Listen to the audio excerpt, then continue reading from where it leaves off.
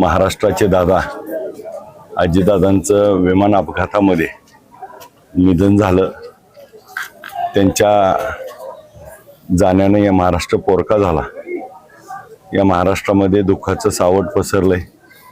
जड अंतकरणाने आपण सर्वांनी दादांना शेवटचा जे महाराष्ट्र केला, अंतिम दंडवत घातला। आम्ही या महाराष्ट्रामध्ये दादासारखा दुसरा माणूस कोणी नाही।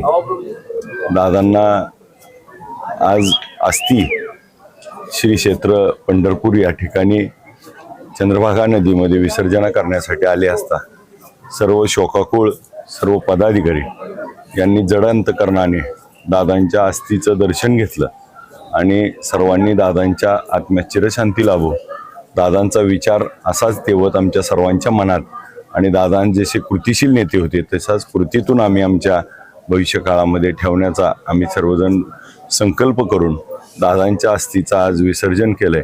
दादांच्या अस्थीचं विसर्जन झालंय, परंतु दादांचा विचार मात्र आम्ही इथून घेऊन जातोय।